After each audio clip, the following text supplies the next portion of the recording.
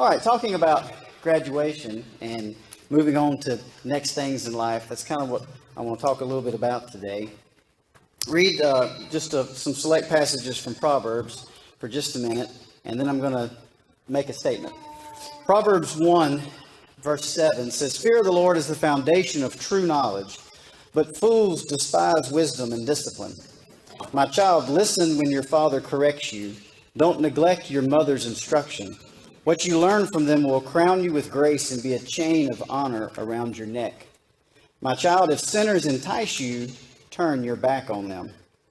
Wisdom shouts in the streets. She cries out in the public square. She calls to the crowds along the main street. To those gathered in front of the city gate, how long, you simpletons, will you insist on being simple-minded? How long will you mockers relish your mocking? How long will you fools hate knowledge? Come and listen to my counsel. I'll share my heart with you and make you wise." Chapter 2, "My child, listen to what I say and treasure my commands. Tune your ears to wisdom and concentrate on understanding. Cry out for insight and ask for understanding. Search for them as you would for silver. Seek them like hidden treasures. Then you will understand what it means to fear the Lord, and you will gain knowledge of God. For the Lord grants wisdom. From his mouth come knowledge and understanding. He grants a treasure of common sense to the honest. He is a shield to those who walk with integrity. He guards the paths of the just and protects those who are faithful to him.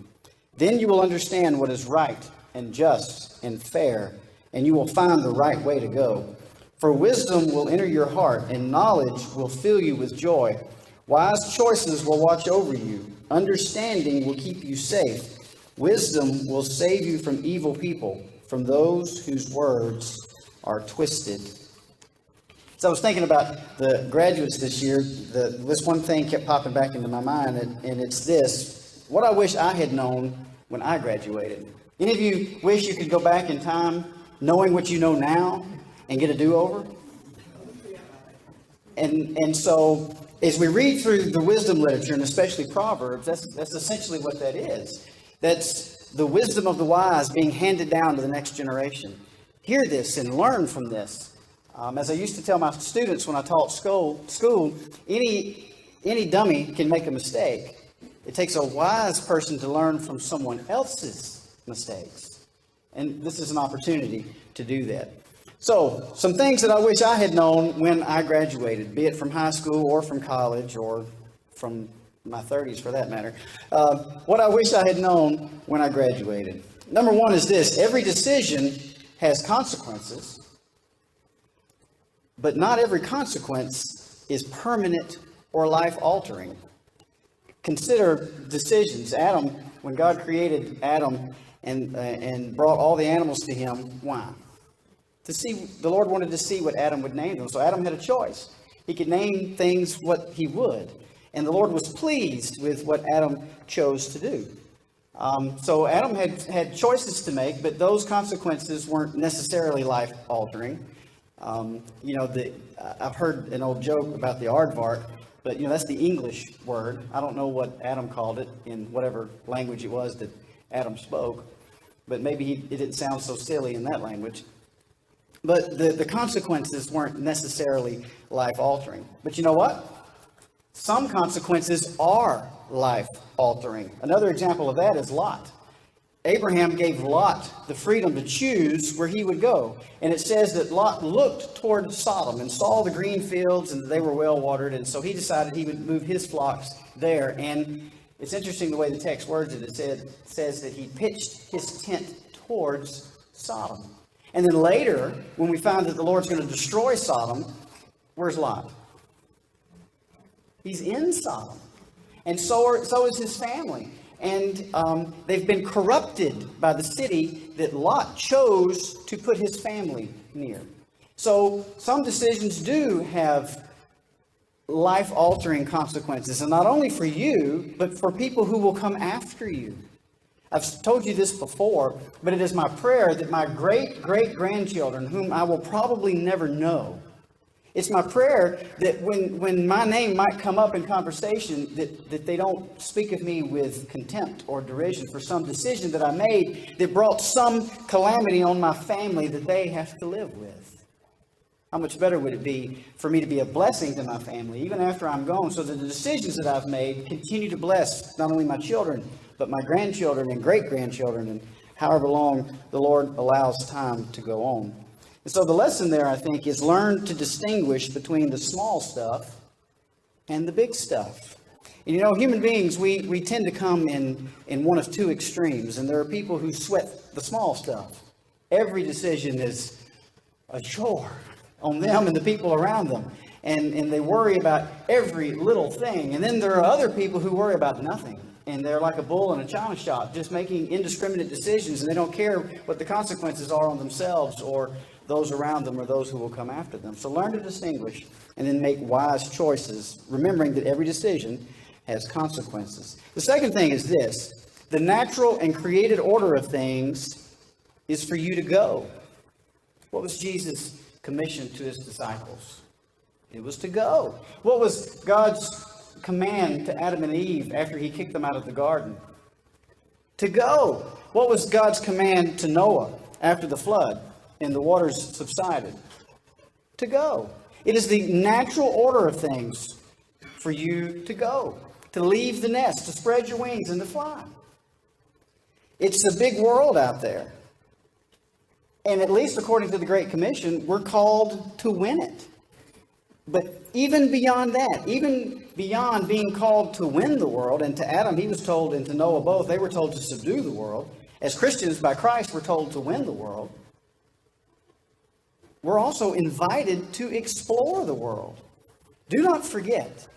And our culture has is upside down. They look at the creation as that which is to be worshipped. Of course, Paul told us this is what would happen in Romans chapter 1. But they look at the creation as that which is something to be worshipped and honored. And they look at man as some sort of cancer or blight on the world. How many times have you heard some environmentalist crusader say that the world would be a much better place if only human beings weren't here?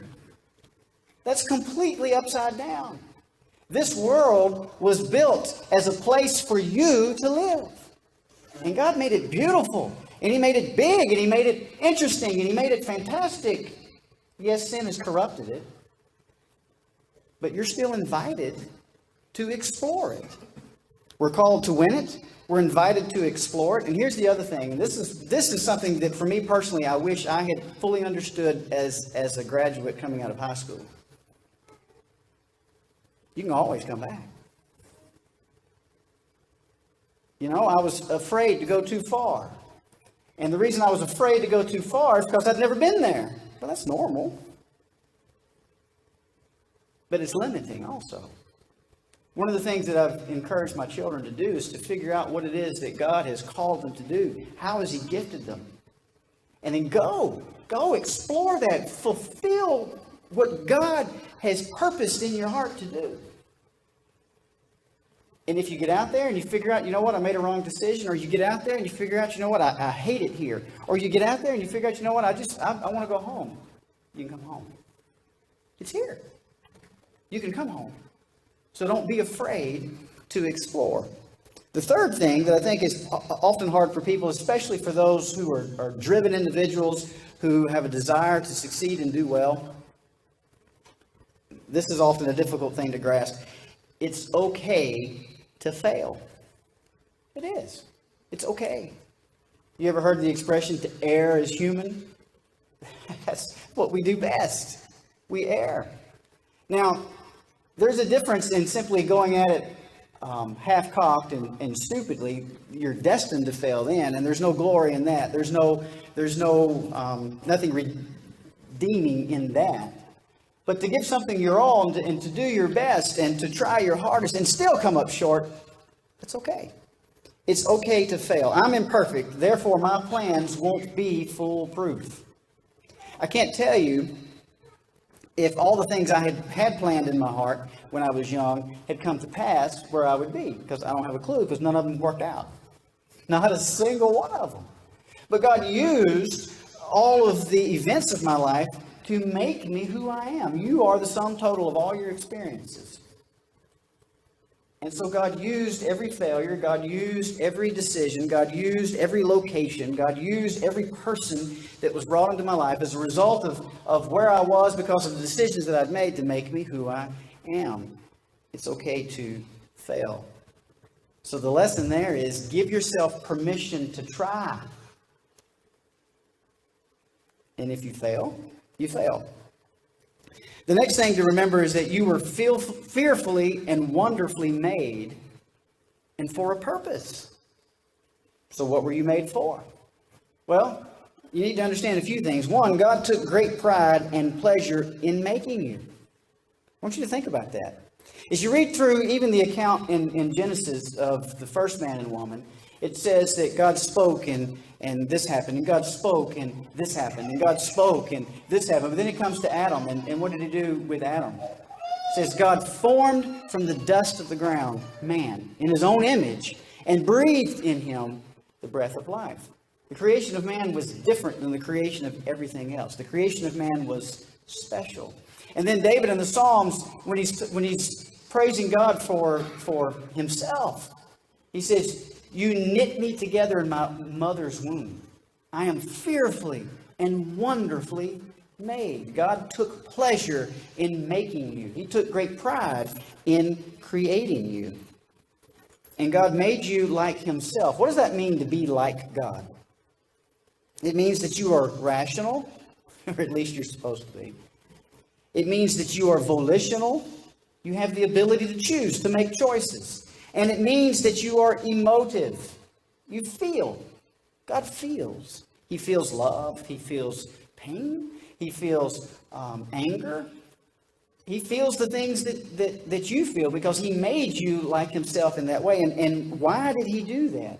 Well, it's so that the two of you could have a real and meaningful relationship. You know, those of you who have pets and you love your pets and you treat your pets like part of the family, that's well and good, and we do love our pets and they become part of our families, but that relationship can only go so far because that animal is still an animal. There's only to a certain level they can relate to you because they are not like you. But you are like God in that he made you like himself so that you could relate to him, so that he could relate to you. And as far as how you're made, God intentionally made you as he did, with the gifts that you have for a purpose. Paul told the Ephesians this, for we are God's handiwork, created in Christ Jesus to do good works, which God prepared in advance for us to do. So God had a purpose in mind for you, and he made you as you are to fulfill that purpose. Now, your and my ultimate purpose is to bring honor and pleasure to God. That is the ultimate reason for us existing. The ultimate reason for me to live is to bring honor and pleasure to my Creator. But how you do that is directly tied to how you were wired. How did God put you together? God didn't make all of us the same, though all of us are like him in that we're rational and we're volitional and we're emotive. Nevertheless, we're all very different from one another. And God wired you a particular way, gave you a particular bent, gave you a particular set of skills to use to fulfill your purpose to honor him. So what does that mean? It means that you need to know yourself. It's interesting, we spend so much, a large portion of our lives learning about things.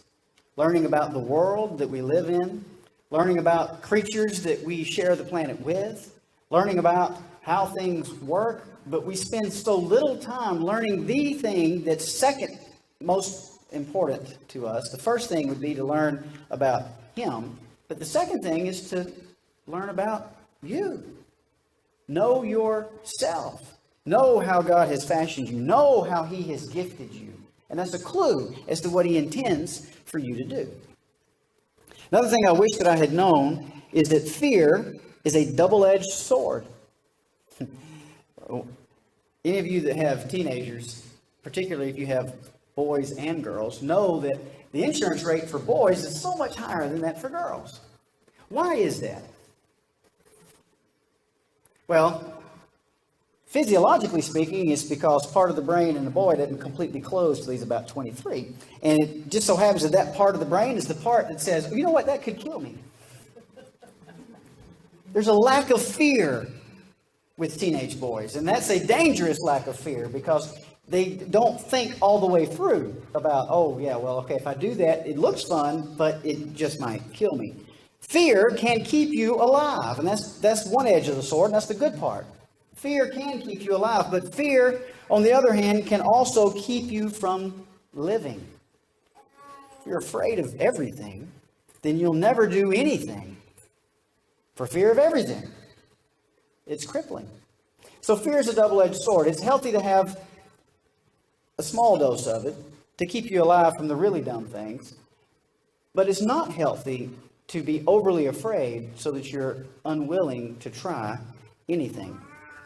The next thing I wish that I had known is that, and I knew this here, but just because you know something here doesn't really mean that you grasp it and are able to live it out. And that's this. This life is temporary, but you are permanent. This life is temporary, but you are permanent. Do you understand the difference? Maybe to put it in terms that you can understand, some of you, as you've grown up or as you grew up, you lived in several different places. Maybe you lived in different houses in the same town, different neighborhoods. Maybe you lived in different cities in the same state. Maybe you lived in different states or even in different countries. Wherever you lived at the time wasn't permanent. You transcend where you live.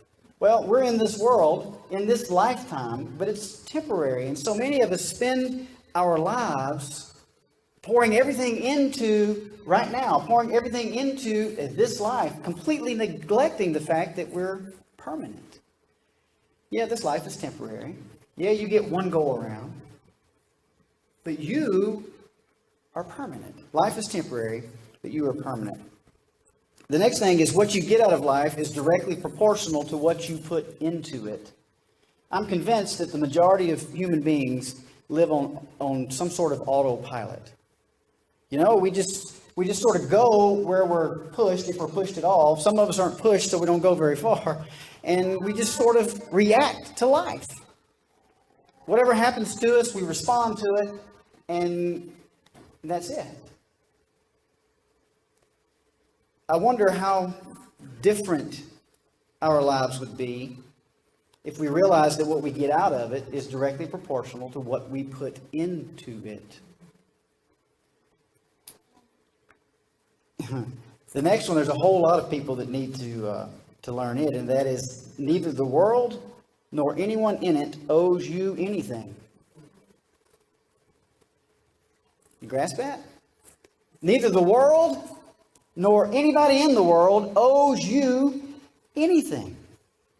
They simply don't. Just because you were born doesn't mean that you are magically deserve something. You don't. Nobody owes you anything. Everyone at some point, as you grow up and build relationships with people, remember this, everyone at some point will disappoint you or let you down. What is it about all of us? We are all created in God's image, so we're all worthy of honor for reflecting the Imago Dei, the image and the glory of God. All of us are recipients of the offer of God's grace of salvation. But something else is common to all of us. We're all sinners. We're all imperfect. We're all damaged because of the fall. All of us. We all start out life damaged. Damaged emotionally, damaged mentally, damaged physically, damaged. All of us are damaged in some way and to some degree because of the fall. And so all of us are going to disappoint somebody sometime. So everyone in your life is capable of, and at some point will, disappoint you or let you down. But that goes in both directions. You too, at some point, will disappoint someone or let someone down. You owe your parents honor. Paul said that's the only commandment that comes with a promise in the here and now. To honor your parents. You owe your parents honor, but you owe Jesus your life. Do you understand the difference? You don't owe your parents your life. You owe Jesus your life.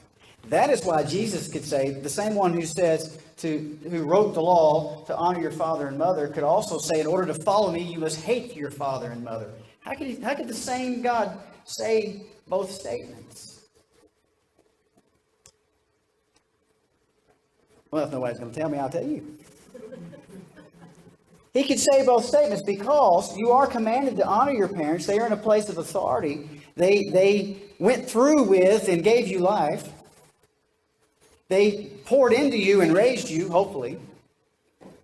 But even if they didn't, they don't deserve honor and respect because they did a good job. They don't deserve honor and respect because you love them and have an affinity for them. They deserve honor and respect because they are who they are.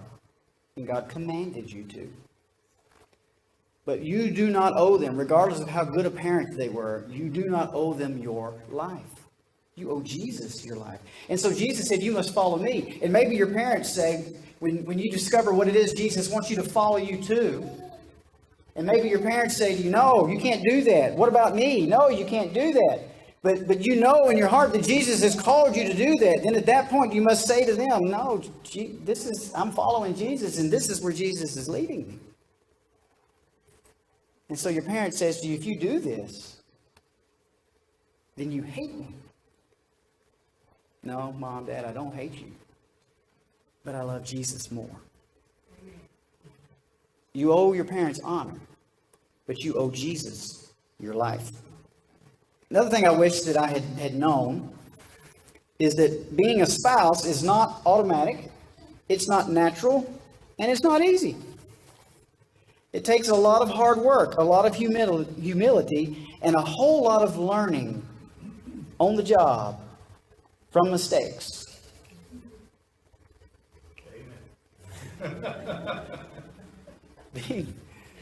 Notice it was a man that said that. Being a spouse is not easy and it's not natural. I'm convinced that one of the reasons that God created marriage is because it is the single greatest way to humble you. And think about it. If you live in a marital relationship the way God designed it, it is extremely humbling. In all things, consider others as more important than yourselves. So, out of reverence to Christ, submit to one another. Husbands, love your wives the way Christ loved the church, giving himself up for her. Wives, honor your husbands as unto the Lord. Well, how in the world do either of us do that to people that are fallen? Well, it's humbling. But it's what we were commanded to do. But you need to know it's not automatic. And here's what happens. And I can speak with authority on this because two things I've done the most of since I've been a pastor. Preach funerals and do marital counseling.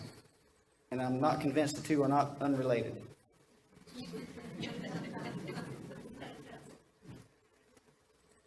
But that is this. Most people simply jump into marriage and just think everything's going to just work out.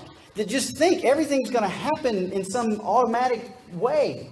They just think you're automatically going to know how to be a husband, or you're going to automatically know how to be a wife. Well, I got news for you. You're not. And in fact, whatever your instinct is, it's wrong. I was going to tell you. Especially if you're a man. It's just wrong. It's not automatic. You have to learn. Now, God's Word gives us phenomenal wisdom. If you don't hear any other marital advice, it's this: in all things, consider others as more important than yourselves. If you continually consider your spouse as more important than yourself, that's not dissimilar to what Jesus said. You know, God gave 10 commandments. The Pharisees summarized those into 360 commandments. Sound familiar? Jesus summarized it in 2.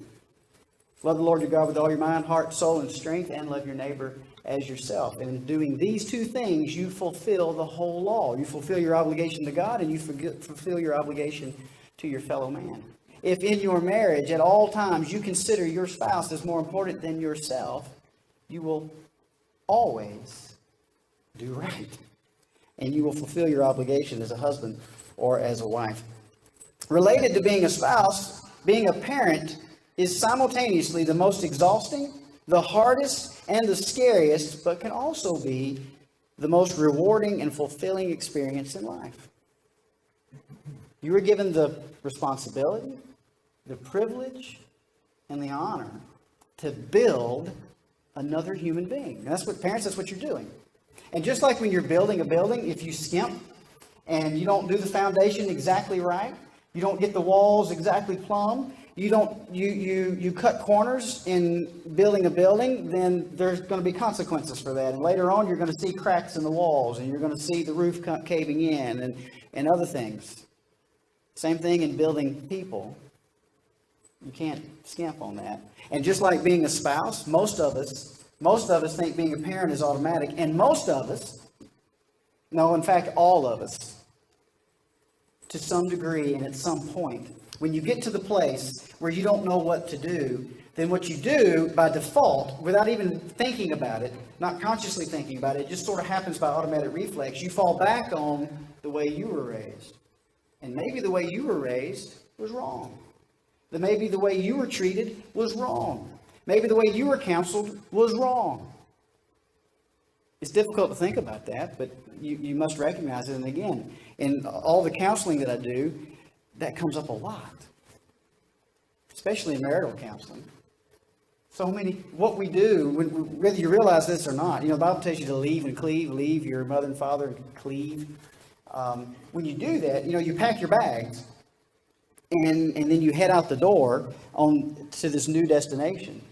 Well, those bags that you pack are full of all your junk, all your emotional baggage, all your mental baggage, every bit of baggage that you've ever had your entire life is all in those bags, and you bring it with you, and then you spend your marriage unpacking it.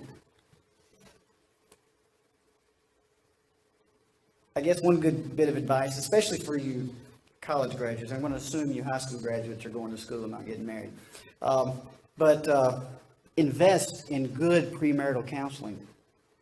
It doesn't mean you're weak, it means you're smart. Know yourself. Know what it means to be a godly husband or a godly wife. Know what it means to have a marriage that's built on the foundation of Scripture. And let somebody else from the outside help you to see whatever baggage you're bringing in with you. Because I don't care who you are, I don't care how fantastic your family was, you've got some baggage. We're fallen people, and we're raised by fallen people. We live in a fallen world. It is inevitable. You have some baggage. How much better would it be to unpack that before you get to marriage?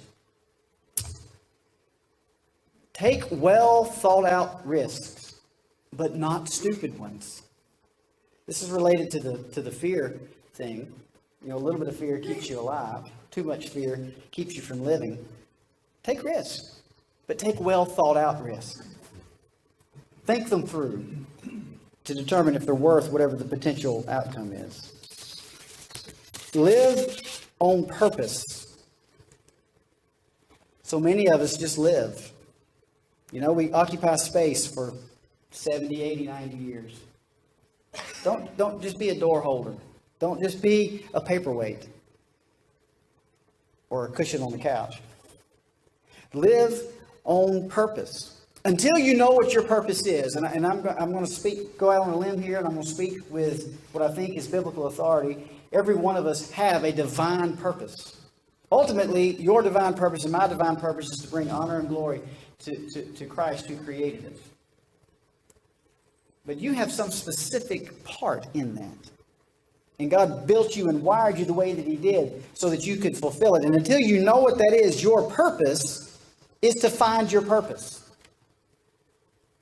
Have any of you ever taken any resume writing classes or work ready classes? And hopefully one of the things that they told you was that when you're unemployed and looking for a job, your job is to find a job. And treat it that way. Spend 40 hours a week looking for a job, if you really want one, and a good one. Your job is to find a job. Until you know what your purpose is to find your purpose. But then when you find your purpose, Your purpose is to fulfill it. Live on purpose. The next thing I wish that I knew and was able to distinguish between is this. There are no do-overs. There are, however, start-overs. Do you know the difference? A do-over means what you did before doesn't count. You know, it means like that it doesn't count against you. There's no consequences for it. Let's pretend it never happened and do over. There are no do-overs in life. You can never unspeak a word. You can never undo an action. You can never unhurt a feeling. Those things cannot be undone. There are no do-overs in life. There are, however, start-overs. And in Christ, there are actually limitless start-overs.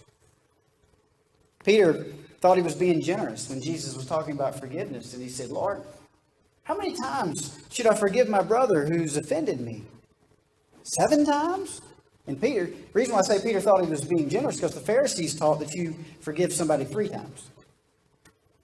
And then after the 3rd time, if they offend you again, then obviously, they're morons and you don't have to forgive them anymore. And so Peter thought, well, I'm going to double that plus 1. Lord, 7 times. And Jesus was like, no, 70 times 7. Well, that doesn't mean you get out your calculator and figure 490. Okay, you're on 387, buddy. That number wasn't meant to be taken literally. How can I say that? And why do I say that? Consider when Jesus said this. This was the 1st century. In the 1st century, there were no computers, there were no calculators, and so all mathematical functions were performed in the head. Well, in the head, you're able to handle numbers of a limited number of digits. With ease, we can generally handle single digits, double digits, a little more difficulty, triple digits. Once you get past that, it gets really, really difficult. And you start doing long division and long multiplication and all that sort of stuff. And so in ancient times, if someone wanted to express a number that was completely, it was obvious that you didn't mean it literally, that it meant to convey an infinitesimal amount, then you would simply go beyond a single or double digit. So Jesus said 70 times 7 times. And so the way his hearers would have heard that was, oh my goodness, that's ridiculous. What a huge number.